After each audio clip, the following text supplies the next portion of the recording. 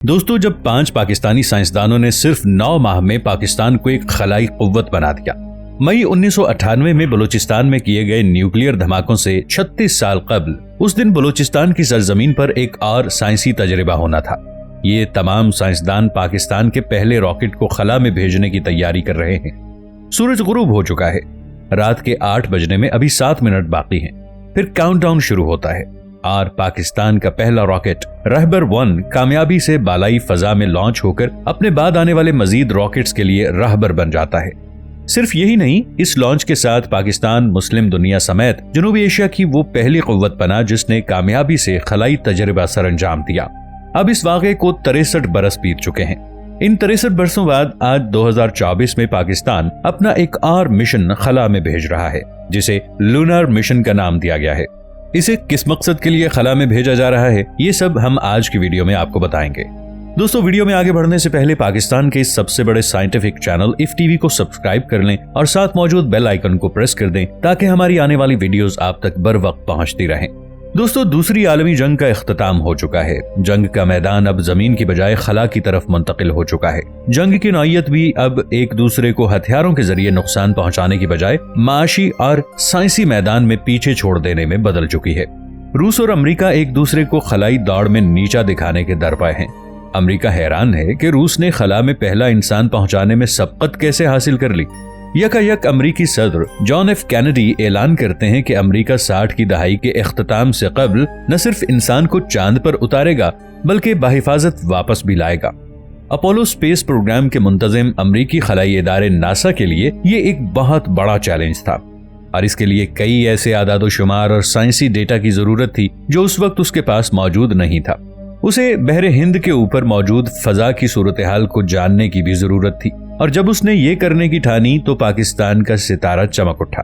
سن 1961 میں جب پاکستان کے اس وقت کے فوجی حکمران جنرل ایوب خان امریکہ کے دورے پر گئے تو ان کے سائنسی مشیر اعلیٰ نوبل پرائز یافتہ ڈاکٹر عبدالسلام بھی ان کے ہمراہ تھے۔ ڈاکٹر طارق مصطفیٰ اس وقت کو یاد کرتے ہوئے بتاتے ہیں کہ میں اس وقت پاکستان اٹامک انرجی کمیشن سے وابستہ تھا اور ٹریننگ کی غرض سے امریکہ میں مقیم تھا۔ اسی دوران امریکہ صدر ایوب اور ڈاکٹر عبدالسلام کے دورے کو اچھا اتفاق قرار دیتا ہے، جس کی وجہ سے پاکستان فی الفار خلائی دوڑ میں شامل ہو گیا۔ امریکی حکام نے اس پاکستانی وفد کے سامنے بحیرہ ہند کے اوپر موجود فضا کے متعلق ڈیٹا نہ ہونے کی مشکل رکھ دی۔ ناسا نے پیشکش کی کہ وہ بحر ہند کے آس پاس کے ممالک کو راکٹ ٹیکنالوجی فراہم کرنے کو تیار ہے، صرف ایک شرط کے ساتھ کہ اس راکٹ سے جو بھی ڈیٹا حاصل ہوگا اس کا تبادلہ ناسا کے ساتھ بھی کیا جائے گا۔ ناسا کے حکام نے اسی دن ڈاکٹر طارق مصطفیٰ کو اپنے ایک خصوصی طیارے کے ذریعے ملک کے دوسرے کونے میں بحر اوقیانوس کے کنارے واقع ویلپس آئلینڈ راکٹ رینج بھیج دیا، جہاں انہیں تمام حالات اور سامان کے متعلق بریفنگ دی گئی۔ پوری رات وہ اپنی رپورٹ مرتب کرتے رہے اور اگلے دن وہ واشنگٹن میں ناسا کے دفتر میں دوبارہ ڈاکٹر عبدالسلام کے ہمراہ اپنی رپورٹ کے ساتھ پہنچے۔ اسی دن ناسا نے پاکستان سے کہا کہ اگر آپ حامی بھریں تو ہم یہ پروگرام شروع کر سکتے ہیں، اور اس کے صرف 9 ماہ بعد ہی بلوچستان سومیانی میں نہ صرف راکٹ رینج بنا لی گئی بلکہ رہبر سیریز کے اولین راکٹ بھی لانچ کر دیے گئے۔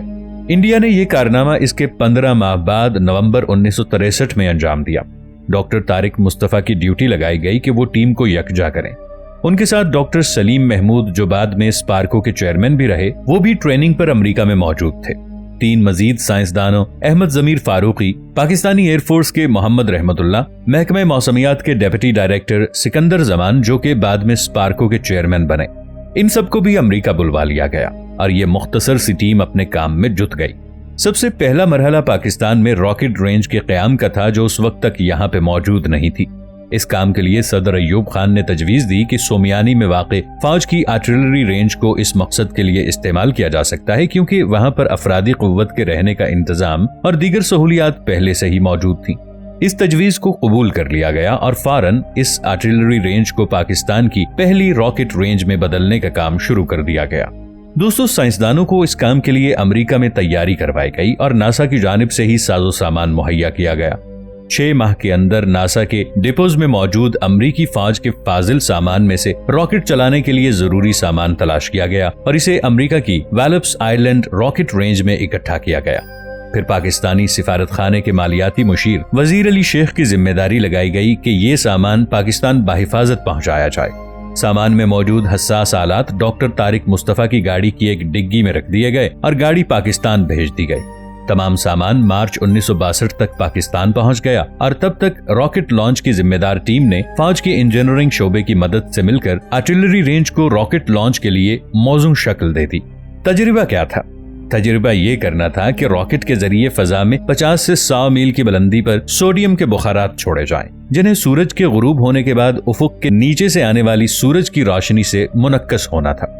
इसके बाद भुलाड़ी, लसबेला, हब और कराची एयरपोर्ट के मकाम पर कैमरे नस्ब किए गए, जिन्होंने बैक वक्त बगैर एक सेकंड के वक्फे के इन बुखारात की तस्वीर लेना थी।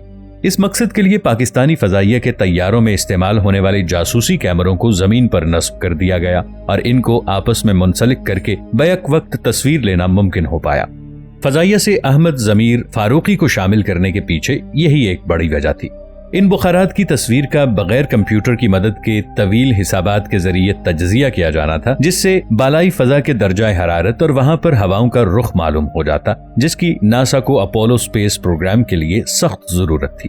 बाद में पाकिस्तान के स्पेस और upper atmosphere research commission Sparco chairman doctor Salim Mahmood ने बात करते हुए बताया कि उस दिन टीम में बेचैनी, जोश, जज्बा और खुशी के जज्बात का एक इम्तिजाज मौजूद था।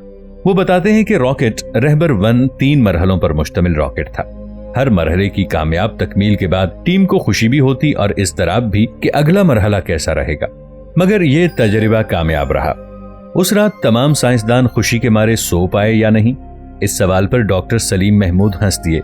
उस रात भी हम लोग जल्द सो गए थे क्योंकि हमको अगला रॉकेट 4 दिन बाद ही लॉन्च करना था। फिर भी इन हालात के बावजूद काम जारी था और तजर्बा कामयाबी से हमकनार हुआ। नासा की अपनी जरूरत पूरी हुई और पाकिस्तान ने नासा की इस पेशकश का फायदा उठाकर खुद को खलाई दौड़ में एशिया का सरफहरिस्त मुल्क साबित कर दिया है। पाकिस्तान के साइंसदानों ने दिन रात बलूचिस्तान की चिलचिलाती गर्मी में काम किया क्योंकि हर किसी के सर पर सिर्फ एक ही धुन सवार थी कि पाकिस्तानी रॉकेट तजर्बे को कामयाब बनाना है। दोस्तों, अब बात करते हैं पाकिस्तान के लूनर मिशन की।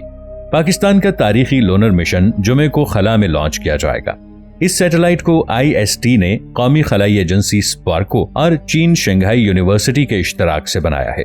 iCube Q ऑर्बिट में चांद की सतह अक्स बंद करने के लिए 2 ऑप्टिकल कैमरे नस्ब किए गए हैं। सैटेलाइट की कामयाब आजमाइश के बाद iCube Q को चैंगी 6 मिशन के साथ जोड़ दिया जाएगा, जिसको 3 मई बरोज जुमा खला में लॉन्च किया जाएगा।